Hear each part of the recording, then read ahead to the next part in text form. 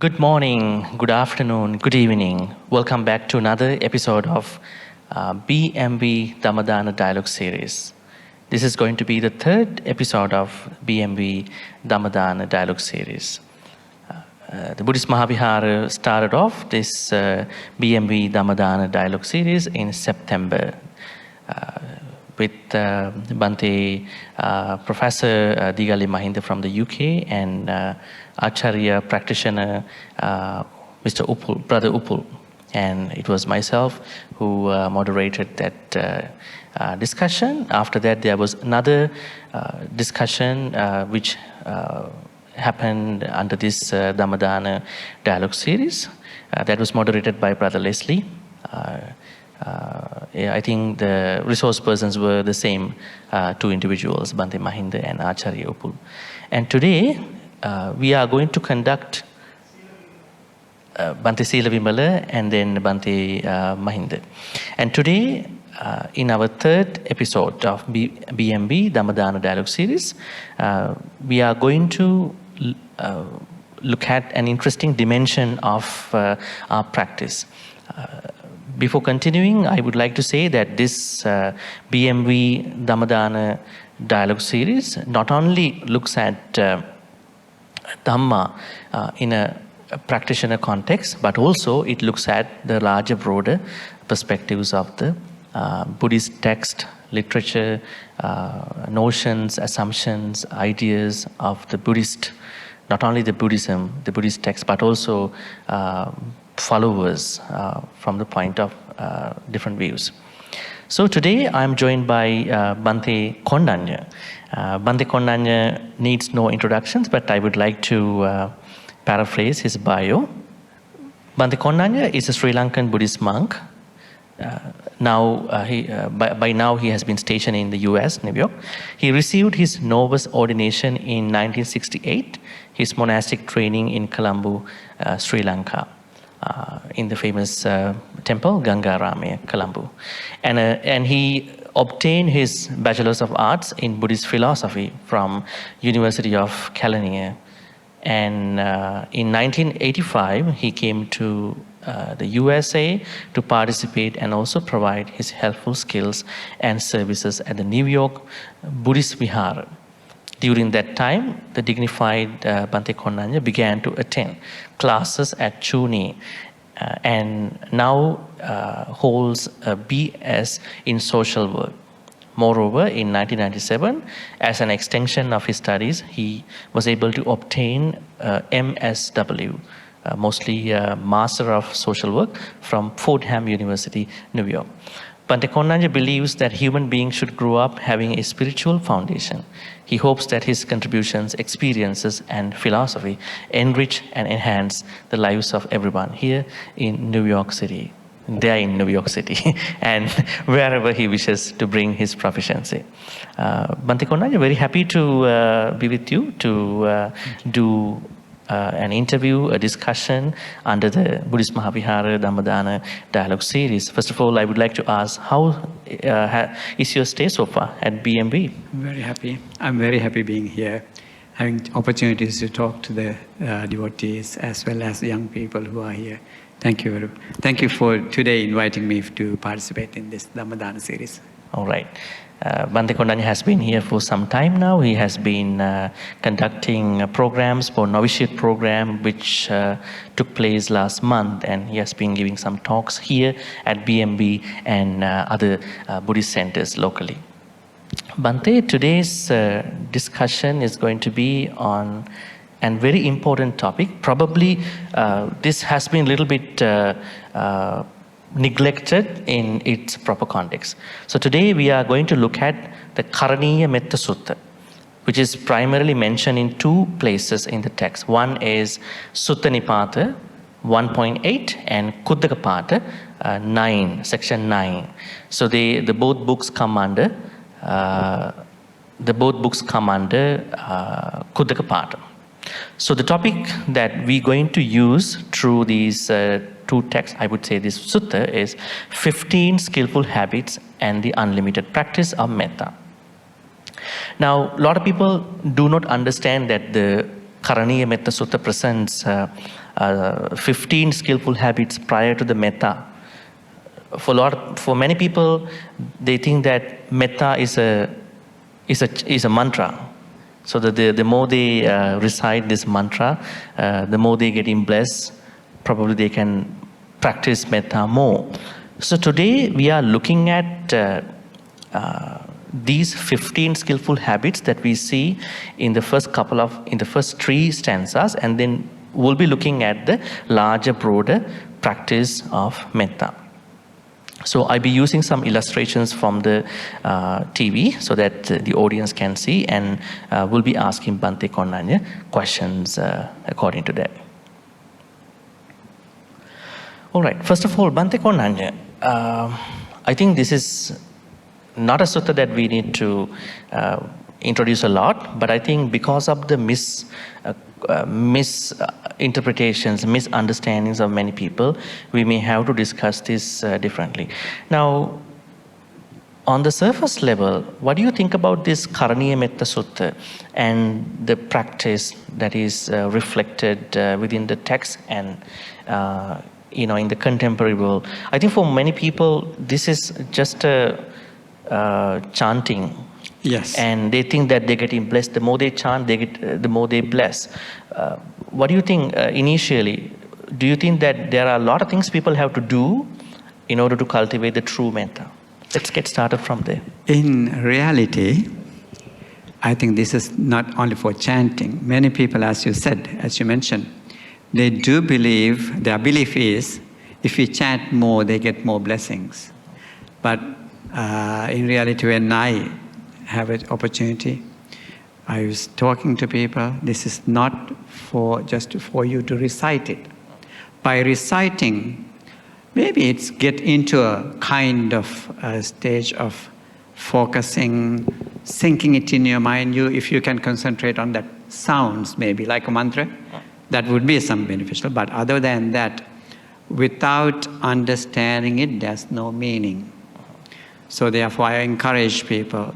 So mostly we do encourage, everybody do practice at least, short time of metta practice, because we encourage people to practice it. In addition to their silent meditation of focusing on their breath, breathing, and then you can end this as a metta practice. So people do that. More than that, I don't think people go into understanding. So, in my daily practice, I have asked them, at least you recite it 7 times. Idea is for me, I'm asking them to do it. I'm asking them to recite it in English for them to understand and keep the meaning in their mind. So then only they can start practicing it. Real practice. So therefore, I do try my best to explain it to them, because there are 3 sections of this. In reality, we do that. And first to Sila part, as you said, these 15 qualities, these 15 habits are coming in that first 3 stanzas. So that is where I see that Sila, you train yourself, you understand yourself. During that time, you develop those qualities what are needed. That helps you to go into depth of what it expected. Right? Just go ahead. So, what we expected. In deeper philosophically, when you look at it, you can see it, Sila, Samadhi, Panya. So this small sutra, that's a very small one. So only 10 stanzas. So if you really look at it, this brings you into that stage. Gradual practice brings you into that state of peace, what they call it, Nibbana, peace of your mind. Because it brings you, once you develop these qualities, these 15 qualities what you're showing today. So definitely that is your foundation. That foundation helps you to strengthen yourself and walk into that, what we have is, always we have internal conflicts. That internal conflict you can resolve. Then once you develop these habits, good habits, that really definitely helping you to, bring outer conflicts too. So inner conflict, if you resolve that inner conflicts, that peaceful state would be, helping you to create outer, outside conflicts resolving, be at peace. So that's what they're expecting. Great. That's a very good introduction to start off our conversation here. Now, as you mentioned that there are 10 stanzas of this in this sutta, and the first 3 stanzas delineate about these 15 skillful habits. So the way that how we look at it is that these 15 skillful habits are essential for someone to practice metta. Otherwise, these skillful habits would have not been mentioned in this sutta. Actually. Exactly. Yeah. That is why they come in here in the first part. Bhante Kondanna, now there's something we have to clarify at the beginning before we jump into these 15. You can see in this sutta, there's a word called Karaniya. Now, Karaniya seems to be like should be done. But by Atta Kusalena. This is an interesting. Person, right? Yeah. Skillful means by a person who is skillful. Skillful in person. what? Mm-hmm. Doing good. Yeah. Skillful in doing good. So definitely what it means is, of course, Buddha's teaching is to guide us into spirituality. Enhancing your spirituality. We need some improvement.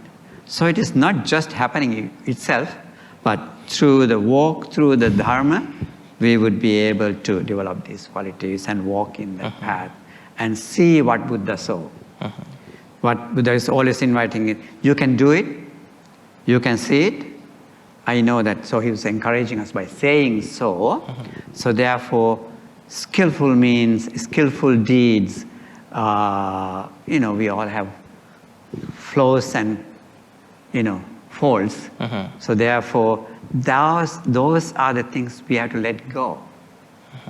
Otherwise, by reciting this sutta, wouldn't do any good.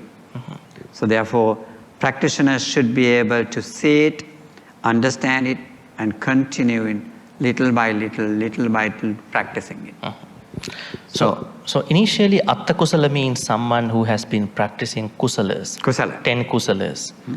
So those people who practice 10 kusalas and then wishing to attain Nibbana, Yantang, Santam Padam. Shanta, state of peace. State of peace. Yes. So then they wish to attain the state of peace, which means Nibbana. So those people who have been practicing 10 kusalas and those of them who are wishing to attain the serene Nibbana should start practicing these 15 skillful habits.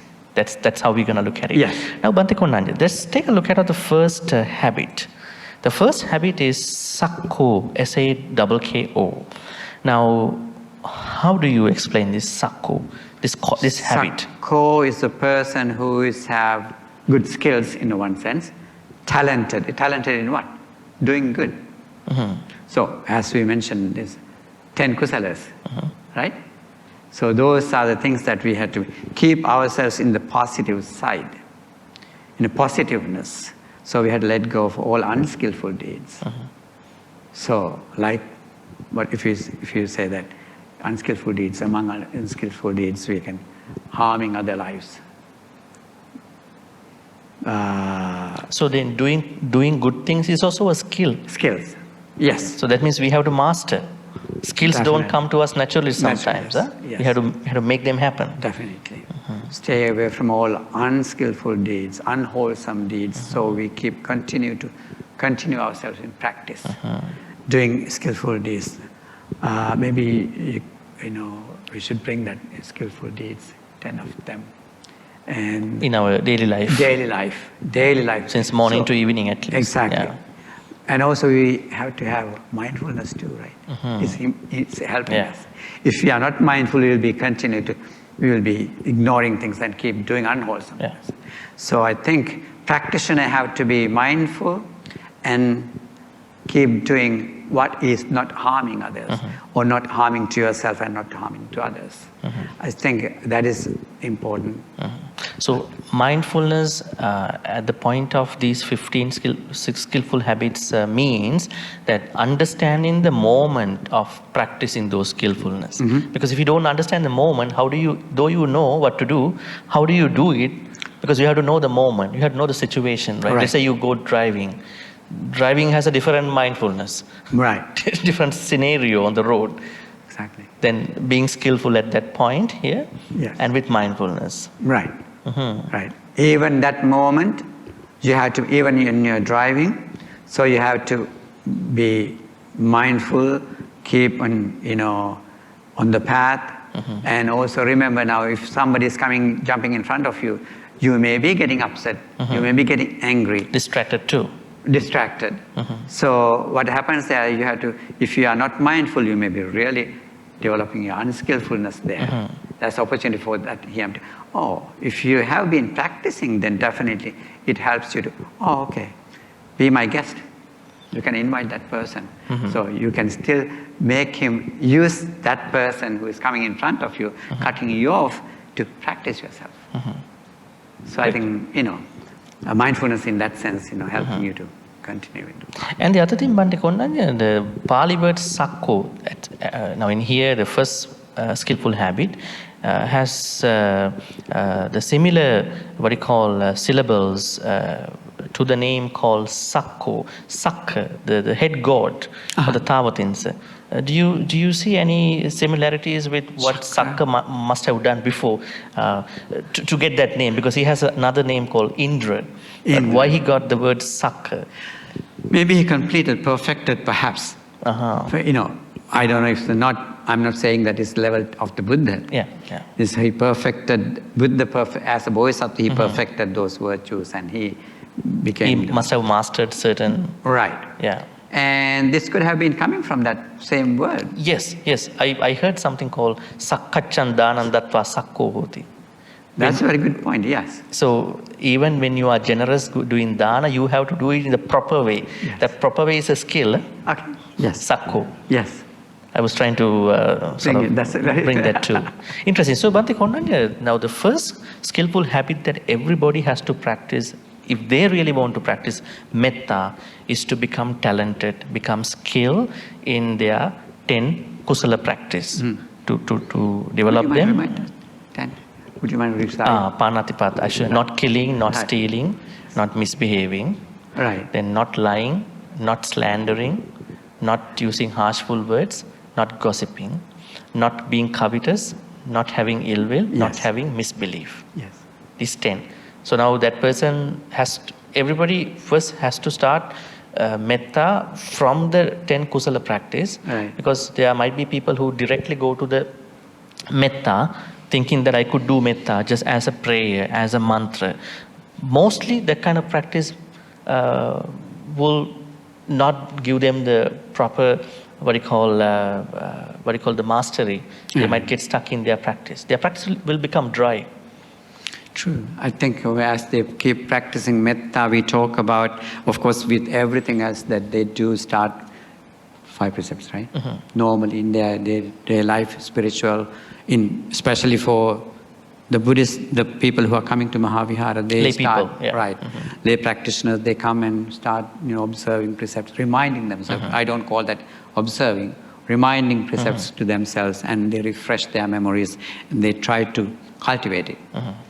And doing so, that's a skillfulness, so they develop, try to be in the path of what Buddha guided. So being in that path, so definitely it would be reminding them, for them to be in this skillful habit. So therefore we see that people come and participate in offerings and things, that what we say is sakkaccha, carefully, and organizing things, and making others participate in that. In very gradually they do it, very skillful manner. So I think that helps them to kind of discipline in their minds. But they have to be careful too. Sometimes when we do this, that would be giving some kind of conceit in their mind. That's also they have to be careful. So we have to remind in our community most of the time, be careful, do good things, yet you are not doing this thing to show off to the world. Yeah. It is one of the skillful habits coming up. Right. Somewhere down the line. Right. Yeah. So, Bhante, what you are saying is that we have to talk a lot about other things too. But just to, clarify, elaborate on that what you say is that every good activity, every kusala activity, every virtue has its own inherent, organized, skillful level. If somebody is to go for a dana, sila, bhavana, so on and so forth, there is a certain level of organized activity that is going on. But if people do it just from the physical aspect, they might probably get into sort of a conceit, arrogance about it. Yes. All right. So the second skillful habit is going to be uju. Uju here means straight. How do you explain? Honest, right? This is, you have to be a person who is straight, means honest. So sometimes, we may have hidden agendas in us. So there's no room for you to build up such things. So therefore, with honest purpose of doing, why are you doing this? So definitely I'm doing this for example, if it is a dana, sharing, giving, that is to reduce my ego, that what I have. You cannot make new ego. Right. By removing an existing ego, exactly. You cannot create new ego. New ego. So there, you don't have that room.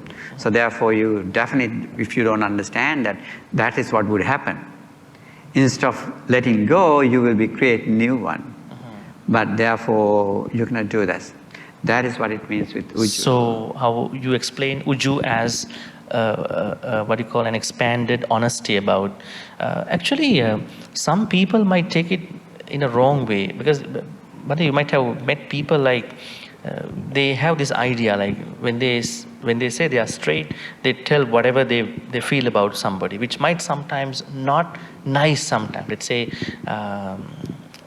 how is food today, but food is not good actually, let's say.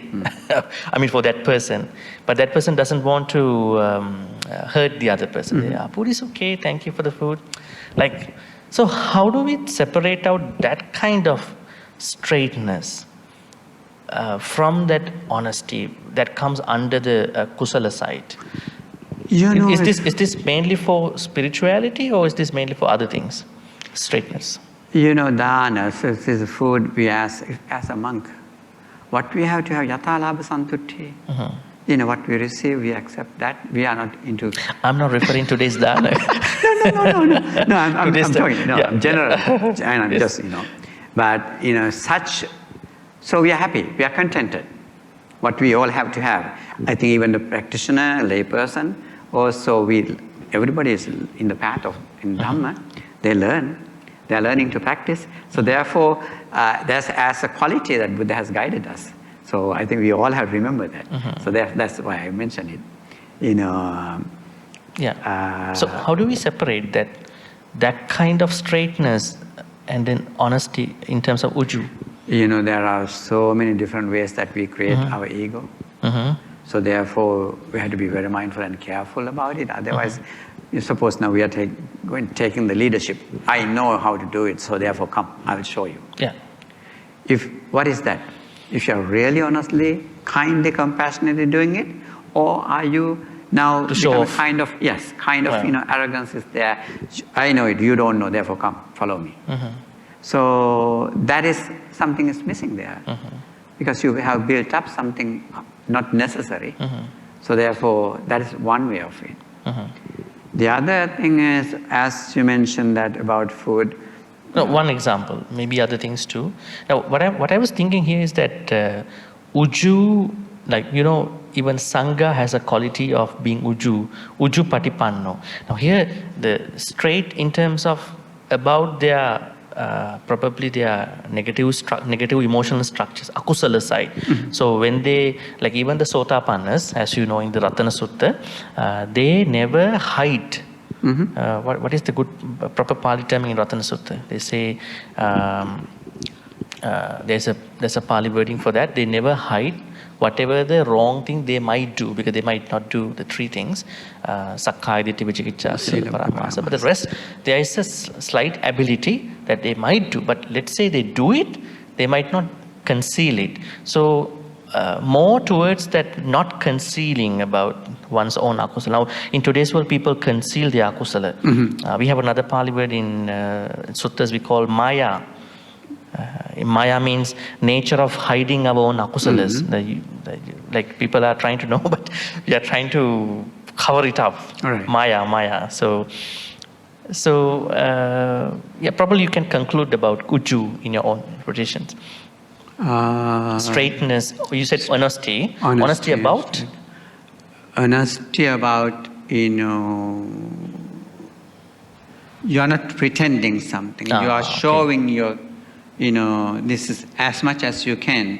If you can show who you are. You're not pretending that you have these higher qualities. Sometimes people, even the monks, could be explain things what they don't have. Okay. So I think that comes to the next stage, I believe. Yeah. So we have to be very careful. So what you're trying to say is that nobody should be sophisticated. I mean, they have to be very honest to one's life, to everything else. That kind of honesty. Yes. Not those tiny, small things. Okay, great. Then Bhante, what about suju? I think it comes a little deeper than uju. In our understanding, this means morally upright. The most straight means morally upright. That means morality. Let's say my friend does a bad thing. I mean, normal people might not take it as a bad thing because he's my friend, she's my friend. But if other people are to do such, say, yeah, that is bad. So we have to solve it. So their morality is kind of crooked, kind of not very always working in the same way. So they have favoritism, what you call these biases, prejudices. So this suju is more towards moral uprightness. So how do you, because Sangha also has it, so yeah. I think this suju, when it goes, because now as we're building up this skillfulness, staying away from all this unwholesomeness, building up these 10 kusalas, when you do that, you are developing, you're strengthening your sila part, I believe. Of course, throughout this, three senses, Sila has a going. big bearing, yeah. Yes. And when you say the suju, don't you think that, we have to be really, really honest and not to show, no, we are not supposed to say what we don't have. Most of the sometimes there may be people showing off by saying, I have this, I can do this, I can perform this. Like, isn't that the reason why Buddha, discouraged people performing miracles? Something that you may not performing, but you may be saying that you have this, pretending that you have these qualities. And then you can make more gain. For the benefit of your material wealth, you may be doing this. I think we are not supposed to, that hinder your final achievement, what we're supposed to. That lengthens your path to Nibbana, right. Not shortens. Right, right. So, Micca ajiva. Micca ajiva. Wrong living, yeah. Yes. Interesting. I think that's what... you understand as suju, great. Then Bhante, Suacho, as you understand, is pretty clear, being open to good advice from the Kalyana Mittas, good people. So how does this affect us? Definitely, sometimes you can see that among our, community, some people, they listen and they keep go and they do what they want to do. So, but Suacha, a person who is in this path, definitely is ready to accept. Now, honesty is there. And ujuness is there, right? Straightforwardness, honesty. So once you have those qualities, that person is really now willing to listen and, practice. But some others, what they do is just listen, but never practice. I think that's, in our communities, that's what we see. This is not a blaming, but due to poor understanding. They are not ready yet. Not ready, so therefore they always listen to Dhamma.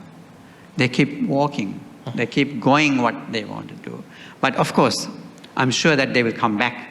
Once they understand, really get into their hearts and minds, they will come back to it and practice. So Interesting. therefore, So for somebody to be open to a good advice, that person should also find Kalyana Mitta, a good person, because now in today's world we cannot be open to everybody, because there are different people who have different agendas, ulterior motives. So, definitely. So how does that work? I mean, we have to first find out good people, Kalyana Mittas. So actually, by associating, and especially in a Dhamma work, you may find them, right? Because suvacha dubbacha, suvachocha, so that person, the person, let's say we. So meeting and you, so I must be able to have a good mind to understand your capacity of understanding. Oh, he's a nice person, friendly person. He is not wishing, I say that he likes to see my improvement. With that kind of, if I can understand that much, definitely person can practice. Somebody who trusts the transformation of other people. Right. Growth of our panya, Yes. wisdom and interesting. So suvacho, that means being open to good advices given by Kalyana Mittas, Vinyus, Panditas, Right. wise people. This is very important before your metta practice. Now we've been discussing a couple things already. Sakko, Uju, Suju, and Suvacho. Sakko, Uju, Suju, Suvacho. Then we are going to the fifth skillful habits. Mudu, soft-hearted. Now this is interesting too. There are people who are very hard-hearted. They feel like they are not open to other people. They are very hard. Maybe they must have gone through some bad experiences. Their childhood was not good enough for them to be good people. But here it says we have to practice mudu, soft-hearted. Softness. How much does this soft-heartedness play in our life in order to practice metta? I believe we must be able to at least to see other people living in pain. We know it's go actually beyond the level of metta. Muddu is always quite compassion, and you must be able to see it. Once you see it, you're softening it's melting your heart. That's how I feel. It's not very deep level, at least to a certain level.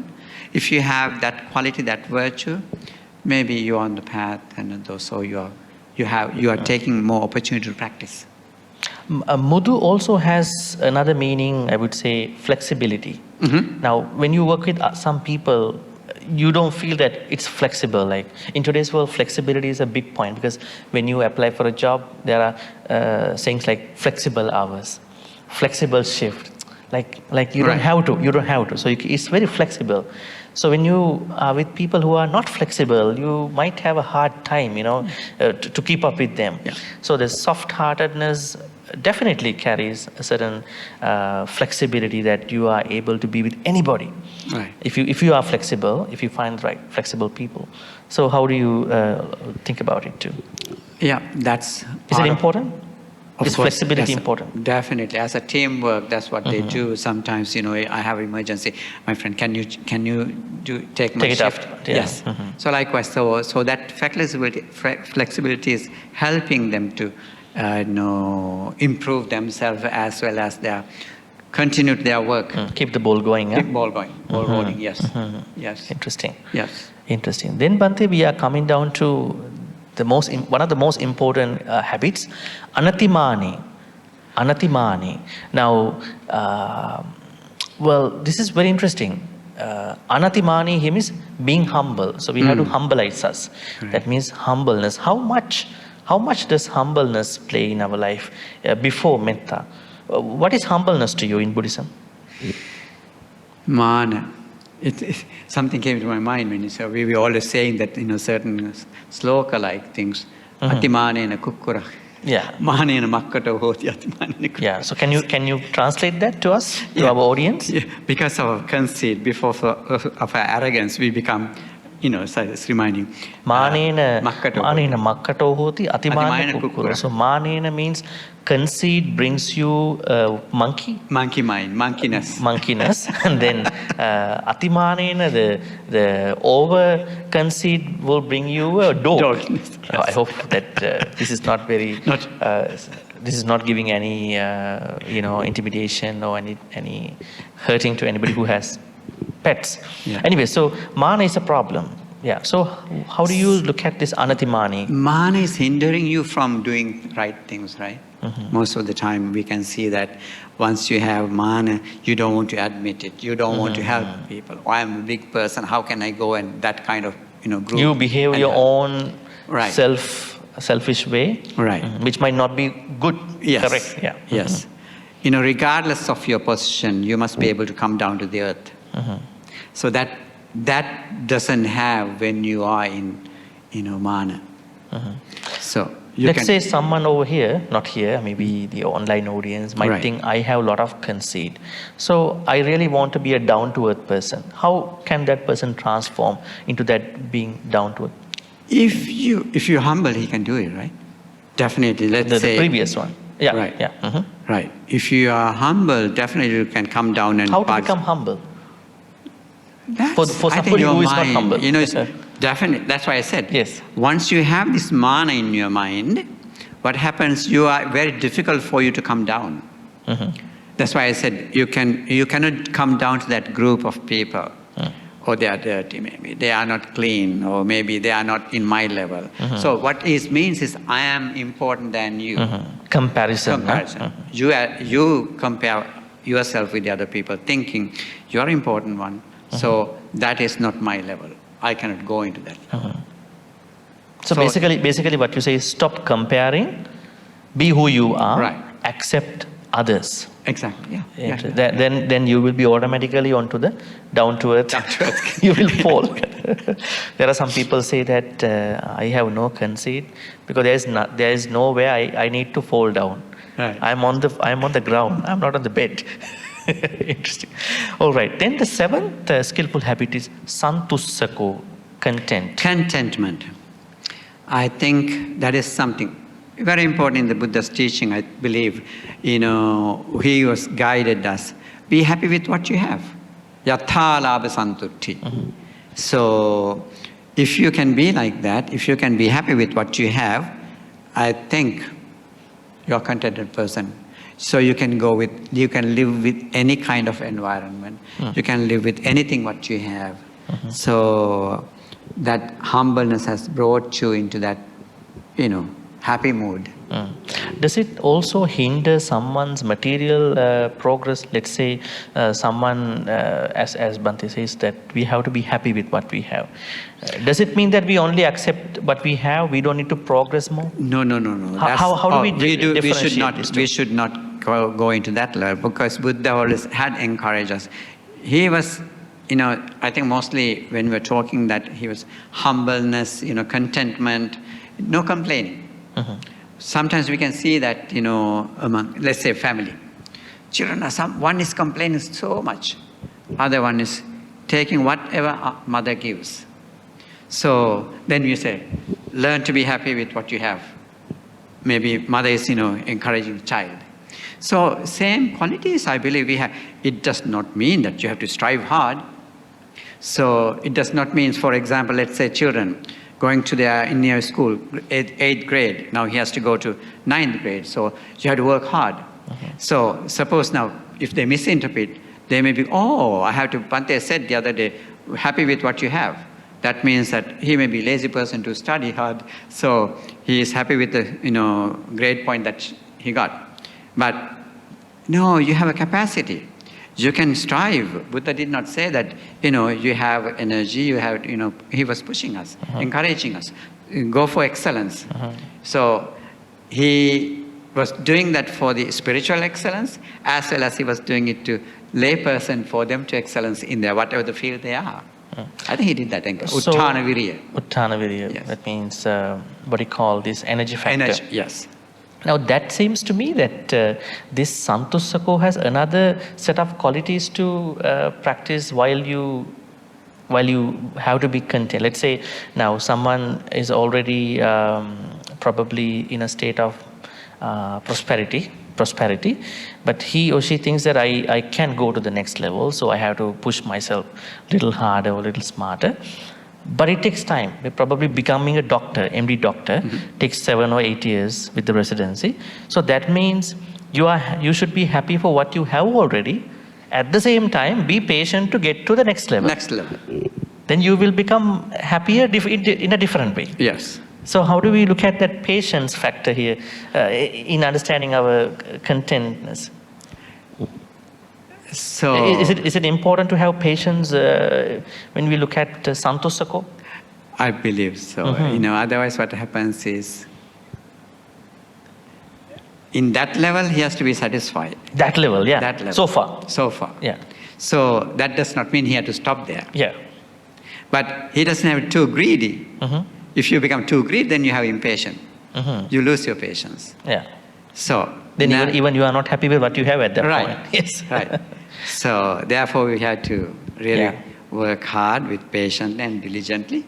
Patience has to be, diligentness has to be there. So continue in that path. So be patient for more prosperity without comparing, and be happy for what you have. Right. Great. Then Bhante, we have Subharo, the 8th skillful habit. This is also very important. Easily supportable. That means you don't have lots of complaints. You might have seen people who have lots of complaints when we go for a restaurant, when we go for a trip, when we just hang around with them. They have more of their winning, complaints. So to become a person who can be with anybody, anytime, should be the desideratum here. So how do you explain Subharo here? Subhara, easy to support, easy to, survive also in a way? In a way? Survive, right? Is that... You can survive anywhere. Definitely, you can. Some people can't. Some people cannot. They complain. They complain, I cannot sleep in this bed. So I think that's one of the very important part of discipline, right? Patience is there. Now we talk about patience. So you have to have tolerance, patience, and so you cannot be too greedy. When all these qualities are there, then definitely you will be able to, you may be a person who can easily supportable. So otherwise you will be too expensive person. Some kids, I have one student who always says, Bhante, I'm a little bit expensive. They say that themselves because work hard and earn money, spend so much of money to spend for, all this decoration and things like that. So they themselves understand it. With understanding, they keep going with that. But maybe one day, once they're satisfied with what they, do, they will stop doing. So they're kind of costly. They're costly people. Yes, yeah. Yes. So when they say they are costly, they are giving the cost to the other people whom they are with. That is the problem here, I think. Yeah. I think when we say Subharo, I think some kids, they are parents. Yeah, so they bring that cost onto them. Like let's say we go to the mall. I want to buy the expensive, the brands and all that. Yes. What is that game called? PS whatever, the so games and all that. Yeah, so that means we have to. I think this also has a perspective to understand others also. Let's say if you are a kid, if you are a child, so you should not set a burden to your mother and father because they might be struggling too, right? Yes. Just because this is your nature. Right. So that's why right? The student that I was talking about, she always say, I can force my mother. Let me work hard and get. Yeah, my own money. One. Yes, that's how that, Interesting. Yes. Then Bhante, Appa Kicho, the 9th skillful habit. As you can see, Kicha means activities. Appa means less activities. Create time for the necessary. But I think this means that someone who is busy on his own context, but make time for the necessary things. Now there are people when they are busy, they are not able to make time for parents, make time for anything. Yeah. So, but they are busy. Yes. So how do we understand this Appa Kicho? I definitely see this. I always go with this one, with the meditation part in our practice. That's exactly what we are going to do right? So you have heard this many times from your participant. They say, Bhante, I don't have time. Why? I'm busy with this or busy with that. So I have to go here, I have to go there. So many activities, you have so many involvements. when it comes to meditation, definitely, person who, if Bhante is saying, I'm too busy, that means you are not doing practicing meditation. Because you don't have time. You complain yourself. So that many involvements. But if you well train yourself, even though there are many involvements, you would not talk about that. You would not be complaining about it. You can manage. You didn't learn how to manage your things. Like organizing. Yeah, doesn't this mean the time management? This is time management, right? That's what the yes. time managing skills. Yes. Yes. Because I know there are people who, when they make the lame excuse, Bhante, we don't have time. At least if I don't have anything on that day, I have to walk my dog. So I mean, the pet hinders, the pet stops you, right? Right. So how do you advise people to make time management skills, to start something at the right time, to be somewhere on time? I think on the flip side, this could be adina dana. You promise to come there, but you don't go there. Somebody is waiting for you. So you take their time, you steal their time. He or she could have done something, So I think time management is very, very important skill in today's world. So compared to Appakicho, how do we understand his time management? I think we all can organize ourselves very well if we are mindful. That's also mindfulness comes into that. Many involvements, so you did not know, differentiate, and you didn't consider about other person. I can just share you as other Bhantes yesterday morning. So I said, okay, this time that person is coming. Please come down and be here at 5 minutes before that. So otherwise what happens is we are not considering, we are not thinking, we are just moving around doing this, most of the time. We might think other people are also like us. Right. Procrastinating people. Yeah. Exactly. So therefore, it's better for us to understand, that into our minds. So my delaying means that somebody else is delaying other works. So that could be, that person could, run into difficulties, problems. And I'm the cause of that. So if you can look at that way, definitely I can be prompt on time, or at least, managing my time, helping other person to carry on his work without pressurizing others. Interesting. So that means Appakicho has a big bearing on time management, good time management. Yes. So you can make time for your spiritual practice. Actually, not even people are late for their spiritual practice. They are also late for their household things. They are not really listening to their wife, husband, children. So when there is a poor communication, the misunderstandings go high up, problems go high up. Yeah. The household is going to be a big mess because you are not giving time. Because I think the problem here is that people don't know how to do that particular activity.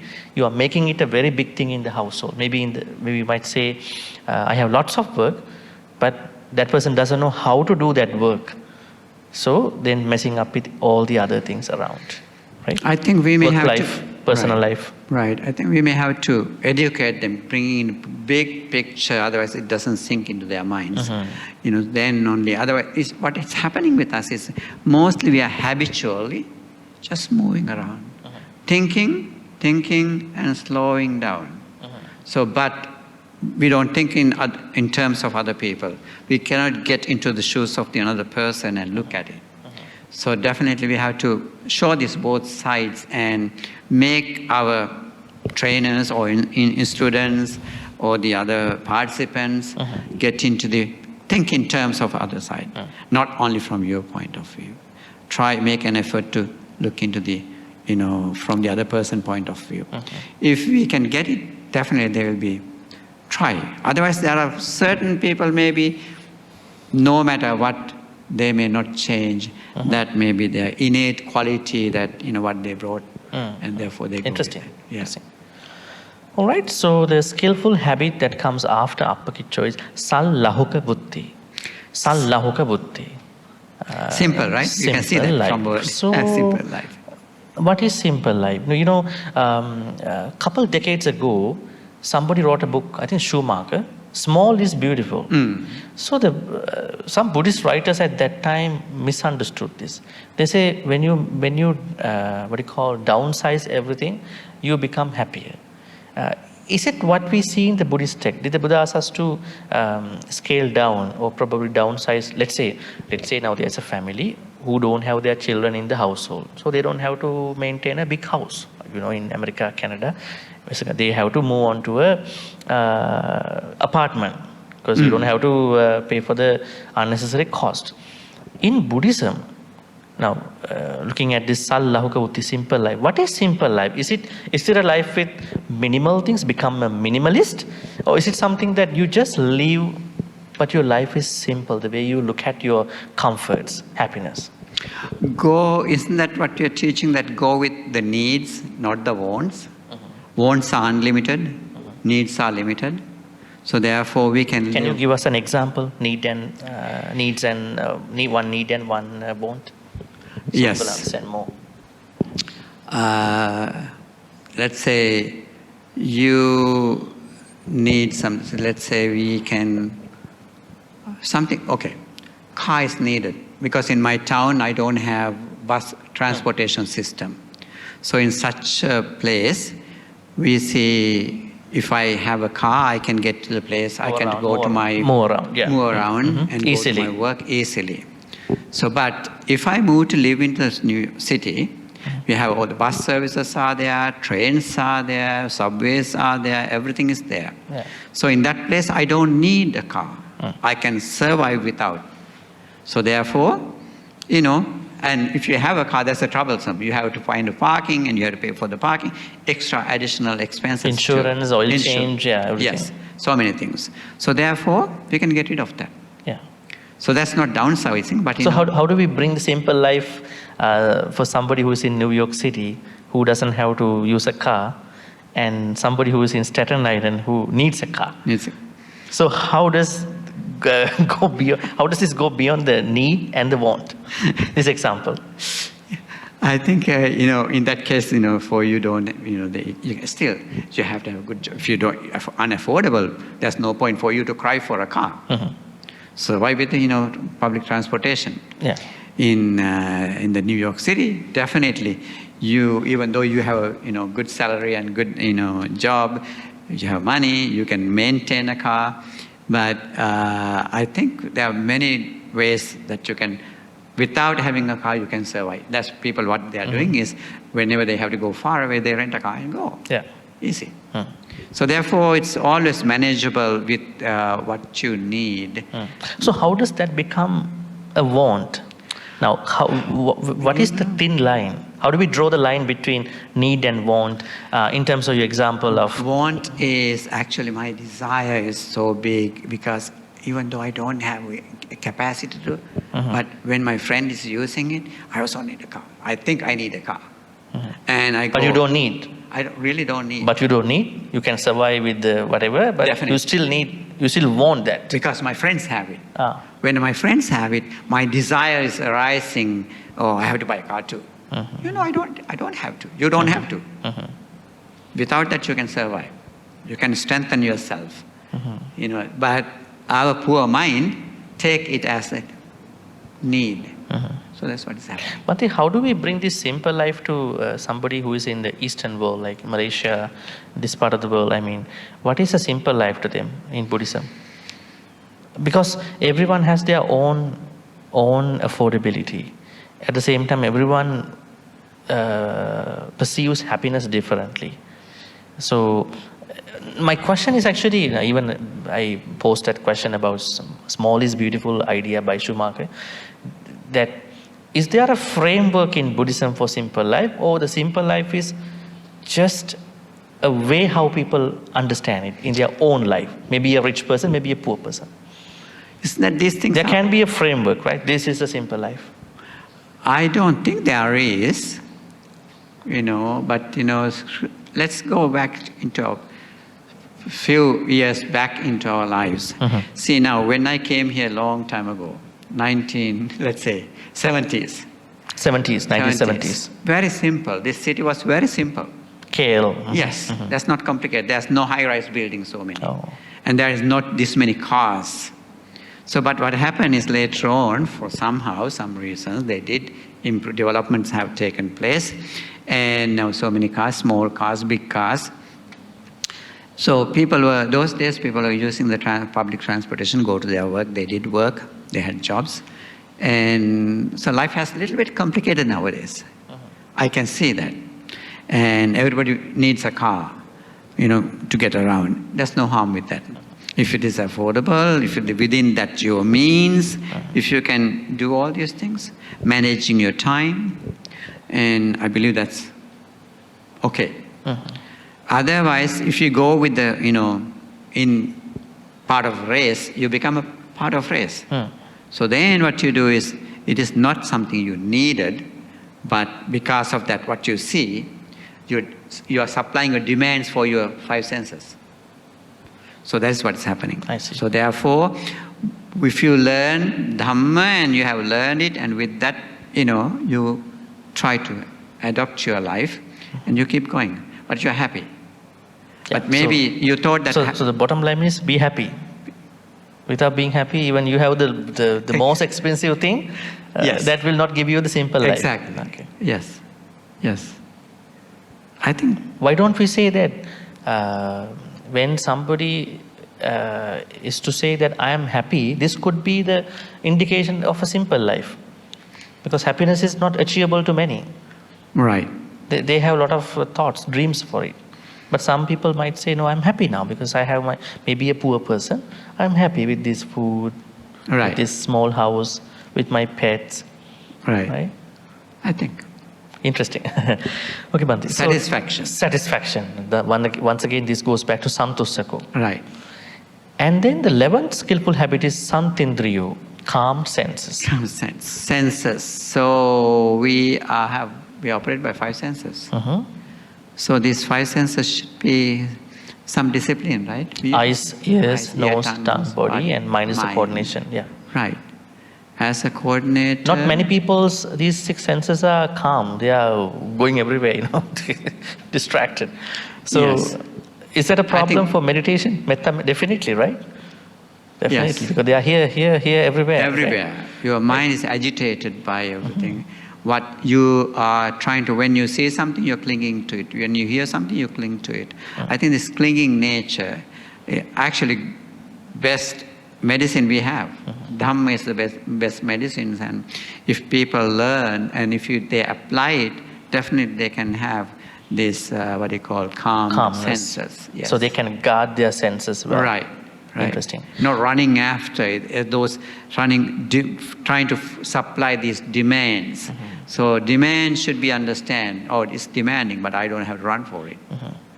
If they do that, they may be able to get stuck. Handle it. Interesting. And the next skillful habit is Nipako. Now Nipako, yes, how do you explain that? That's called prudent. I saw that most of the time that's how they translate. Prudent, yes. Because it's not maybe achievable or something hard, but looking at the future benefit, you start working on it. So this is a very literal translation, rise to an occasion. Maybe I will go by the Pali, as Bhante said about being prudent. Now, Paka is grow. In Pali we call pachati. Pachati is to cook. Cook, right. Then it comes from pachati. Paka means grown, evolved, grown.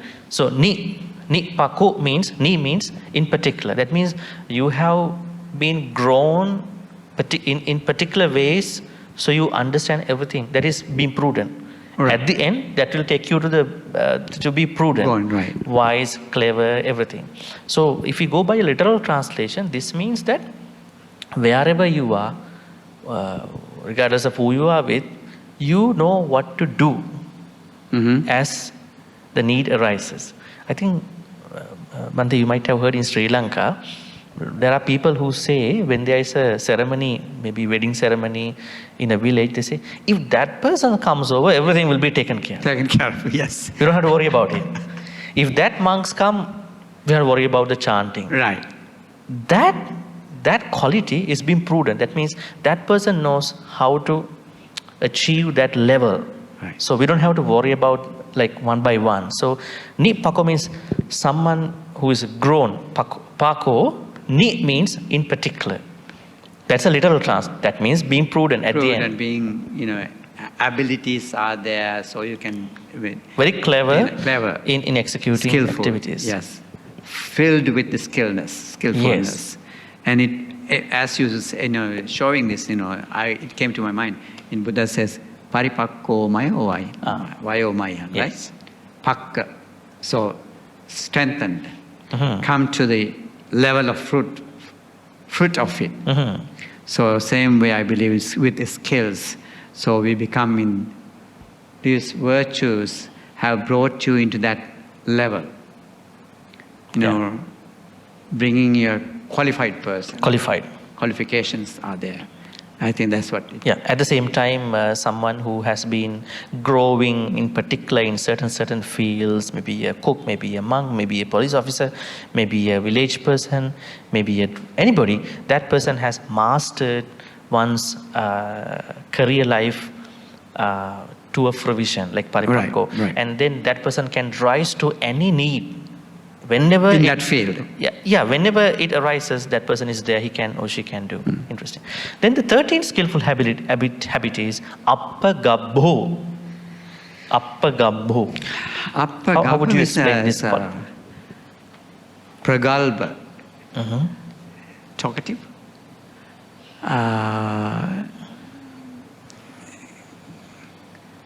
You are limited. You observe, but you are not too much, into that. You don't have to get involved with. I believe that's what I feel. You feel that one? Yes. Okay. Not entangling. Some people, you keep talking and talking and talking, and then you got, talkers. No actions. No actions. Lot of talking. Right. Okay. So therefore, this is once you understand and once you build up these, little by little, those, skills. When you develop those, I think that person getting ready to more into practice. I think that level is the word that using appa, gabba, less engage, involve, like you have translated non-aggressiveness. So I think...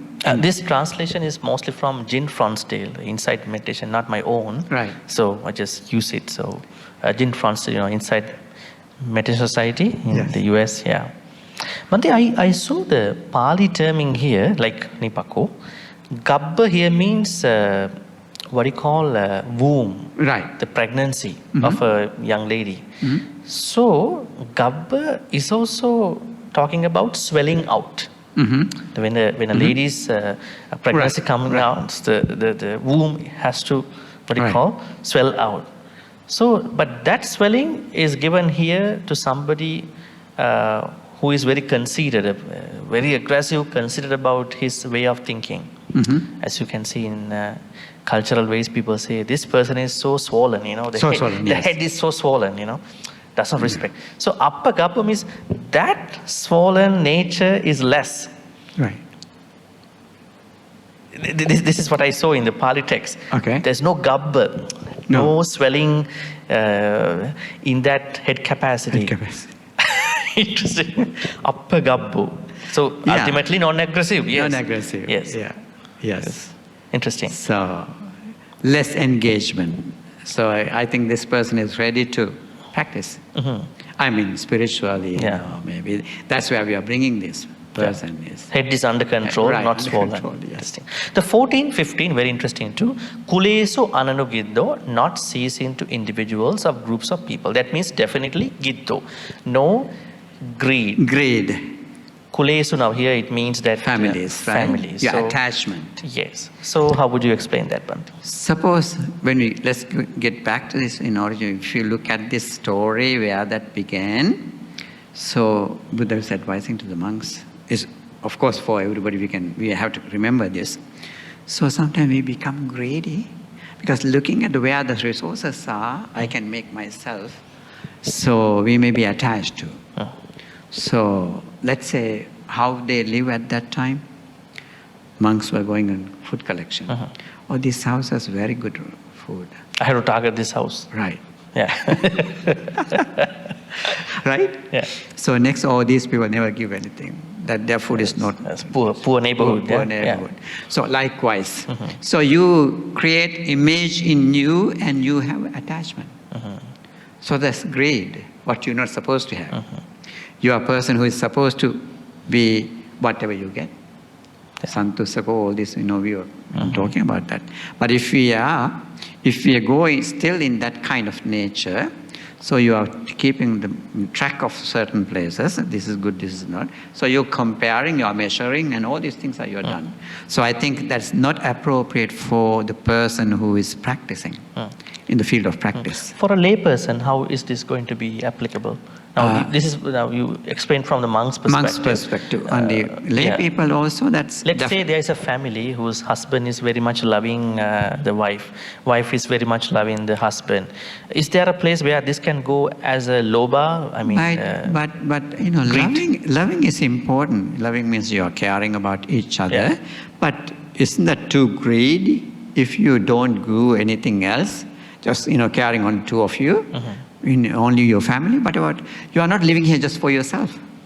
You are living in the society with other people. So what Buddha did say was, be happy, make the others happy, share with the other people. That's what we learn many places, many sutras that Buddha talk about. He's asking you to be a very generous, caring person. So you have to care about the other people too. And you have to care about yourself too. Self-care. Self-care. Yeah. If you're not caring about yourself and just, thinking of sitting on this, I think that's not the proper practice of and learning proper way. So this does not delimit anything about caring, love between people. It's about that bringing this to the greed. Greed is the problem. So the 15th, the last skillful habit is very important. To nurture kuddang sama chare kinchi yena vinyu pare upavadeyung. Never ever get involved in any action, any speech, any thought that would be potentially got blamed by wise people. Wise people. There are wise people who might say, "Hey, what you did was not nice," So how does someone do this? So blameless life. So we, encouraging people to learn a blameless life. If watching you, what you do, other person is disagreeing, so that means something wrong with your action, what you're doing. So therefore, Buddha encourages us not to live. I remember, as a monk, before I became a monk, my father told me, okay, you are going to be, your mother and father is not going to be behind you. You are going to another different place, and for all of your mother and father, what you have is your teacher. But remember, you have to take care of yourself. You have to do your things and stand on your feet and do help others. So I think, those are, my father was giving these advices to me like an experienced person. He's not that kind of educated person, but he has innate, understanding. So he guided us how to live your life. So in a way that what he said was, he was saying, don't live to get blamed by others. Other people. That's what he was saying. Yeah. So I think that's applicable for all of us in our everyday life. So if I'm a careless person, I can do things which is hurting other people. So I'm not supposed to do that. I shouldn't be hurting myself, I shouldn't be hurting others either. So therefore, I have to balance myself, balance my behavior. So if not, I will be always blamed by them. Interesting. So these are the 15 skillful habits that we've been discussing so far. Now we haven't yet talked about how to practice metta.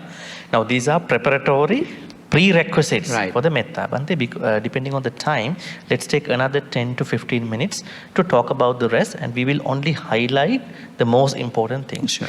All right. So now we are going to understand that, all right, then this metta should be unlimited. It's a larger, broader practice. This goes beyond the mantra. It's not like, may I be well, happy, peaceful, may no harm come to me. It is good, but the true practice which now we'll be studying, even inclusive of this, going to be a larger, broader, very structured practice. The first thing that I have noted here, Bhante, is now we know in our understanding, we don't want to care about the strength and size of anybody when we're going to practice metta. But the Buddha says in the 4th stanza of this sutta, strength and size matter. How? Ye kechipana bhutatti tasava. Tasa means Huge, right? moving beings. Tavara means not moving beings. Anavasesa the rest. Diga means long. Mahanta means large. Majjhima is middle size. And Rasa Kanuka, you could say short. And then tall beings. So why the Buddha asks us to think about these dimensions? If we don't have to think about size and everything, that means. Now let me tell you one very interesting story. Now I think you know that story. There was one monk who heard that other monks caught a cobra in the temple at the Buddha's time. So they put the cobra into a pot and then left the pot in the kitchen. So they said, we found a cobra, and then no, the story is about the other story. The other story means, you know, that there was a monk who was bitten by a snake, cobra. He was bitten by a snake and he passed away. But other monks told the Buddha, Bhante, this monk has been practicing metta. Right. Every time we see him, he's practicing metta. But he was bitten by a snake, cobra. Then the Buddha said, yes, he did practice metta, but he did not particularly extend metta towards the 4 important reptile clans. Right. Virupakka, Irapata, Kanhagotamaka, Chabhyapaka. That means, in order for us to really truly practice metta, we have to know where we are, what kind of animals around us.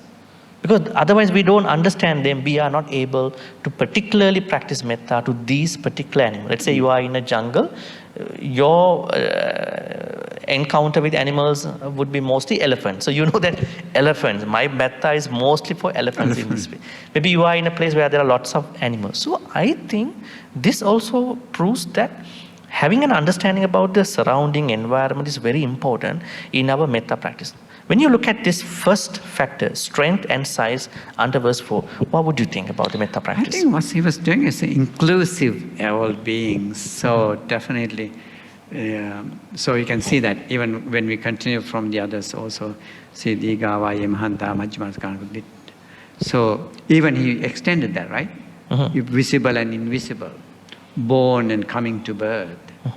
So likewise, he was including all beings, even though he was using the word sabbe sattha, but in details he was giving, different sizes of, beings. I believe it's to include in everybody.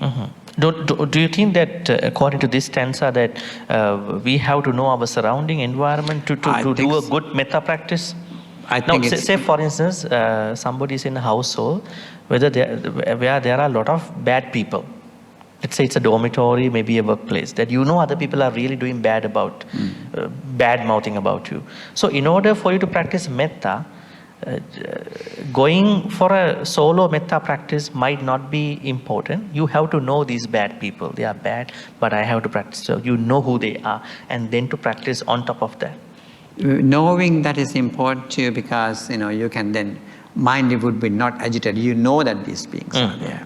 Easy to practice this at that point. Once you know this, you don't have animosity towards them, even though they are bad people, even though they are doing, unskillful deeds. So therefore, still you can pervade kindness to them, wishing them, may they recover from their, these poor qualities. May they advance their lives, may they have understanding. So you are also wishing to them too. I think therefore it's important for you to essential. know. Yes. Bhante, the second manifestation is visibility, distance, rebirth seeking. Now that means ditta means that you can see those beings, aditta means you can't see them, avidure means those beings who are in the neighborhood, bhuta means those beings who are not yet dead, sambhavisi means who are dead but now looking for another birth, and then sabbe satta bhavantu. So how are these visibility, distance, rebirth seeking important in our metta practice? Why are those things important? Now, we all have these things. Huh? I can see beings over here. I don't see beings in other country now, unless you go to internet. I don't know how the Sambhavisi, I mean, people might call Gandhabas, or maybe those who are going. We don't see them. So how do we bring metta to these aspects? When we do, I think what we hear in everyday practice, what they talk, and they say, in the eastern side, western side, likewise, they are differentiating them and putting to different categories.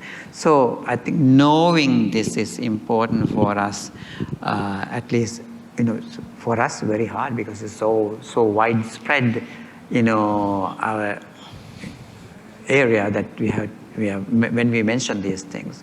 Yet, if there's a point, if there's a time, as Buddha said, he was asking us to wait this much of time. Split second, yeah? Split second that of we metta. Of metta.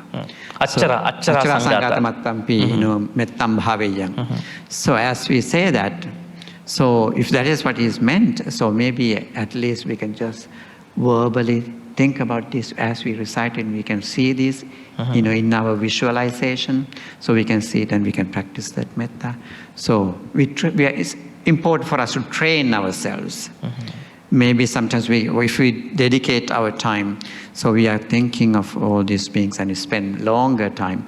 At least if not, we just recite it, we understand the meaning, so we can just, it comes to our mind and we pervade loving kindness towards it. Interesting. Not only those manifestations of, I would say, understanding the surrounding and then understanding different locations, but also in the metta practice is very equally important not to cheat on other people. Na paro parang ni kubbeta. Let no one cheat no one else. Nati manyeta katta chinankanti. Let no one despise, unnecessarily criticize other people. Katta kina, never, like no time, anytime. Vyarosana, patika sanya. These are two important. Vyarosana means anger. Patika sanya means ill will. That is what you call the harder context, bigger context of our anger. More importantly, na anyang anyang. Nanya manyasa dukkha. Let no one expect other person's harm, unhappiness. Bhante, how this should be I think a golden thought. Definitely. How does someone who really want to practice metta bring this into his practice, her practice? That people, they definitely have to change, big change in themselves. Otherwise, you have heard that people are cursing other people. It's not more blessings, right? More curses. Right. More curses. Politicians and everything. Definitely. Yeah. If they understand this, if they slowly can take this into mind, they will change themselves. How bad poisons do they have in their mind when we are looking at this? Once they're cursing other person. So if they really understand this, they would be changing themselves. So therefore, in this, I call sometimes this a cooling system. Definitely.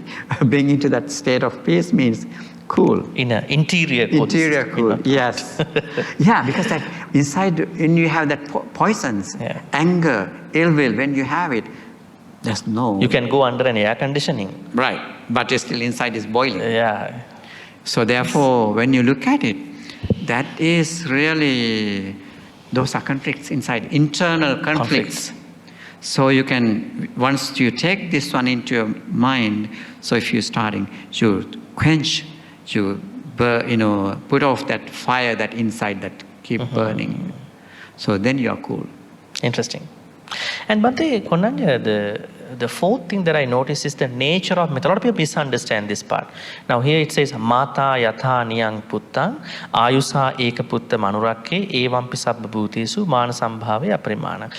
Like just as a mother who has one son protects one son lifelong, like this is like her own life. So that kind of metta has to be generated within us to give to other people. People misunderstand. A mother who has only one son has, that is okay, But they don't understand that we have to bring that level of affection, towards other people. Yes. So how do we say this to people? You have to bring yourself into perfectness of practicing metta, this love. If you don't have it, you cannot. So I always say it's a hard work. I talk about this to people. So this is a really hard work, but Buddha says you can do it.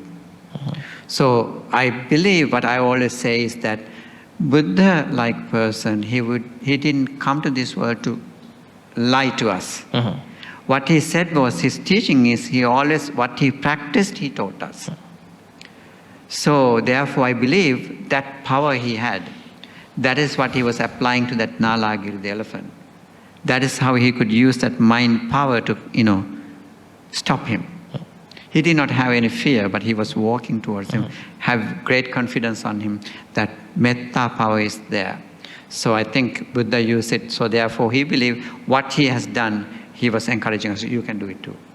So therefore, I think enormous level of metta. Right, enormous level of, yes, definitely. Yeah. So you have to cultivate. I always ask, are we there? We are not. So still that means we can practice. We have to practice more and more. That kind of parents are still living. There was one lady who jumped from the 3rd floor apartment because of underneath there was a fire. Carrying her baby, she jumped. She saved her son, but she broke her back in Boston a few years ago. Even that, that show the affection part. Yes. Yeah. Yes. Interesting. Bhante, the other thing is direction of metta practice. That means, now the modern metta meditation practices that are being taught by many people, they have their own direction. May beings in the western side, eastern side, northern, southern, may beings in the US, Canada, or universe. That's how it goes. But here the Buddha says, Mettanja sabba lokasmi mana sambhavaya parimana uddhang adocha thiriyancha asambadang averang asapa. So how does this fit in that directional practice? Uddhang means what do you call the top, ado means the bottom, thiriyancha means cross, asambadang boundless, and there is averang asapatta. So how does it fit into those directional practices? Now we are studying from the original text over here. Right. Yeah. I think people that maybe like what we find in sadhisa, in those 6 direction in the Sigalova Sutta. Same way that he is giving us here, like east, west, north, and I think from here they picked up and they're using those language right now. What they're using, looking at this, they do that. Purattimaya, Puratti, Pachima, right, Pachimaya, the side. Hettima, yeah. Interesting, yeah. Yes. Anyways, so your advice is just to practice too. Yes. Because now we know the world hemisphere, continent, so we have to know it by concept.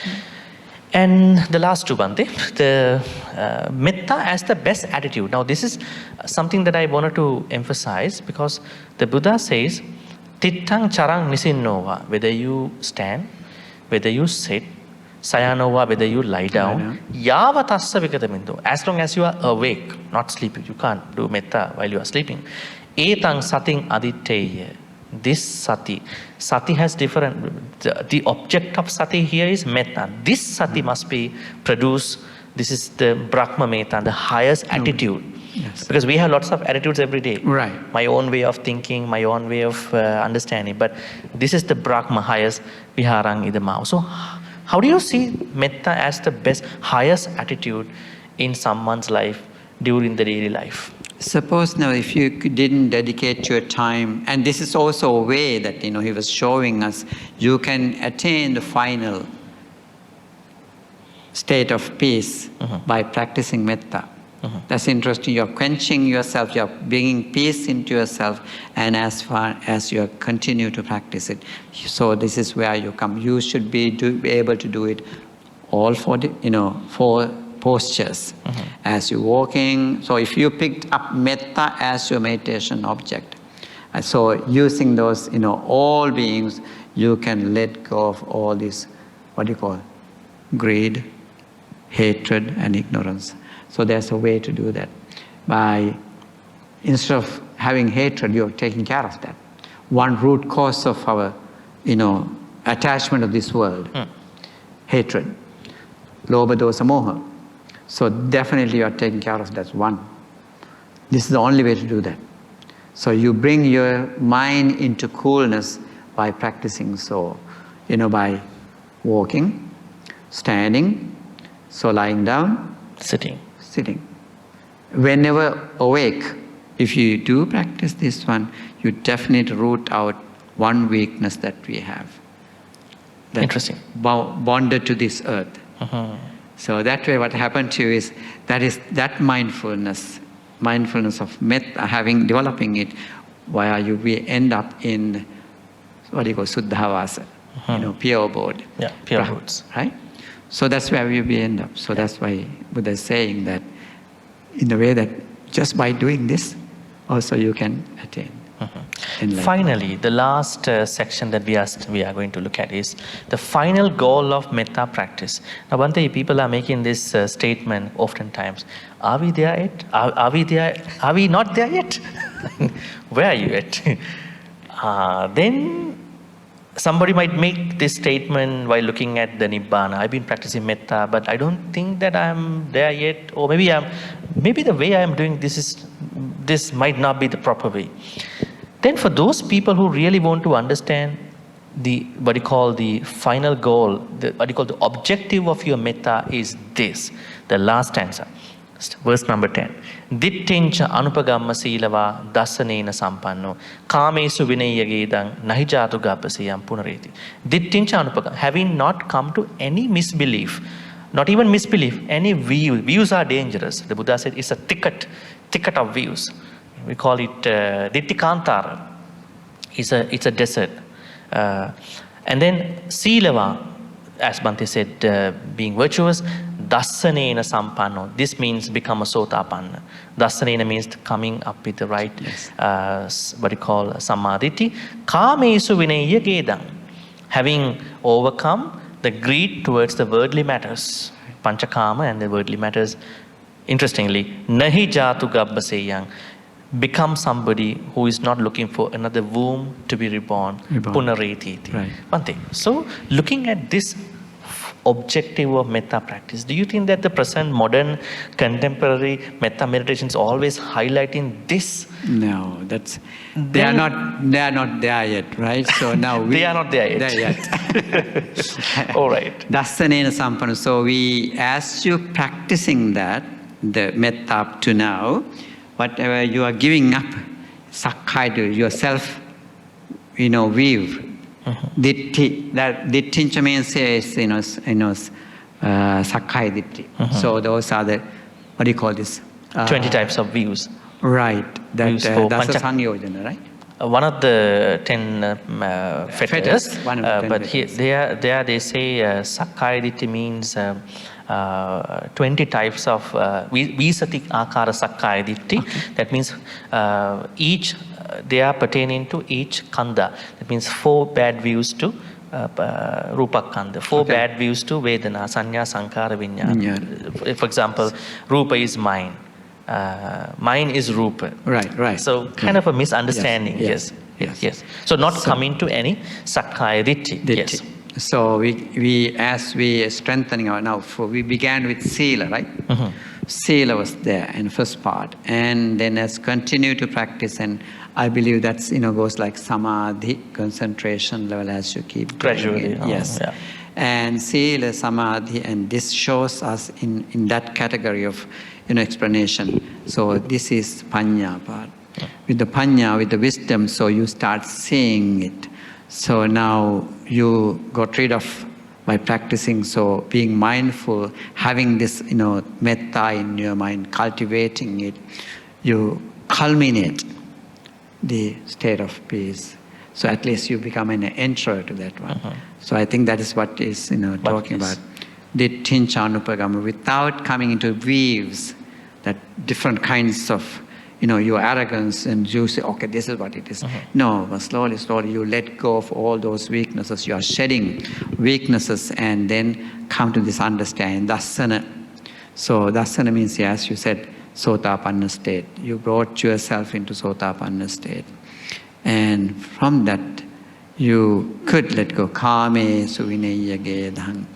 That greed, the holdings that you had. As a layperson, you can have karma, but do not bring lobha to karma, right? Right. Right. Right? You can have Rupa, Saddha, Gandha, Rasa, Pottabha, Dhamma. Yes. Means images, sounds, smell, Yes. touch, the taste, touch, thoughts, but don't bring greed. Greed into mix. That is the problem, where things go haywire. Yes. Yeah? So, Then Nijat hijab. Gobasayang Punareti. So that does not bring into that cycle of I just, Rebirth. some people, they don't want to hear that, you're not born again. Yeah. So therefore, I interpret it as you're coming back into this, back and forth life cycles again and again. So that is your chain, is you breaking the chain. Yes. So I think, so we can, by practicing that slowly, you can come yourself, you can bring yourself into state of peace, that calmness, that, pure heaven. Yes, interestingly. Bhante, so far what we discussed today is that this Metta Sutta is not a mantra. It is not just a prayer. Somebody can chant, somebody can make it a prayer. But what we've been understanding here is that Metta Sutta is a structured practice. Its main purpose is Nibbana, but let's say someone is not a Buddhist, that person can still practice along the way. To conclude today's BMV Dhammadana Dialogue Series, Bhante, can you conclude your thoughts about this sutta, probably in short? I think love, if you say just metta is love, right? Most of the time we do, interpret, they talk about it. Say, look at this, peaceful face of, so filled with love. So it is not Buddha love, it is not Jesus love, it is not, Moses love, any of those things. So definitely we all practice so free. It's your love, huh? It's your love. Yes. Not Moses love. Yes. So that, generously, if you can just, spread it out of your family and give it, share with the others, you can wish, may we and all beings be well and happy. That would be a very nice, beautiful thought. Doesn't matter what, religious label each and everyone has. So therefore, your love is going to be blessing to whole, community, whole country, as whole world. So if we can bring our mind into that state, I think for all of us can be at peace. So therefore, I encourage whoever participating here, non-Buddhist, So I think we don't have to have that label. So we are sharing it with you. So this is a universal mantra. So if they want to take it as, go with the meanings and then practice it. You can see it. And understanding how to do it properly, properly yes. as given in the sutta. Right. And if they do that, that would be very peaceful. Yeah. So they are bringing peace to themselves as well as the others. Interesting. So no hurting comes, no hurtful feelings come, which na anyamanya sadukkhaṃ icce. We don't wish any harm to anybody. So at least that is, showering peace to the others. So let's do, all of us, we can do it. Let's do that again, continue to. Great. Thank you, Bhante H Kondanna. Also want to thank you everybody for watching this whole discussion about the Metta. Bhante Kondanna is the abbot of Staten Island Buddhist Vihara, based in Staten Island, New York, US. At the same time, he's also the abbot of another temple in Chicago. What is the name of temple? Chicago Buddhist Vihara. Chicago Buddhist Vihara. So before we conclude, I wanted to say thank you. Also would like to invite Brother Tilak Leslie, the Secretary of Buddhist Maha Vihara, to give probably some thoughts about this, and then we can finalize. Thank you. Thank you, Bhante Chandima, Dr. Chandima, and also Bhante Kondanna for this very inspiring and really entertaining, well, I won't call it entertaining, enlightening discussion on how to practice metta. And also, I also found it very useful listening to the first 15 skills that you actually require, which I was quite ignorant of. And thank you, Bhante, for sharing that with us. I think many people are also very ignorant of the basics that they need before you even start practicing Metta Bhavana. I think that's why many people get it wrong as far as practicing Metta Bhavana is concerned. So we will now take this opportunity to thank you, Bhante, both the Bhantes for conducting these dialogues. And we look forward to the next one, which I also find is going to be very interesting. We're going to talk about, I think it's going to be a Satipatthana, and not just Sutta, but how do we practice the Satipatthana in terms of mindfulness. And we will also have with us on that day Bhante Dr. Premaratana, also from Pittsburgh, who will be here to discuss on the Satipatthana. Thank you. Sadhu. Sadhu. Thank you.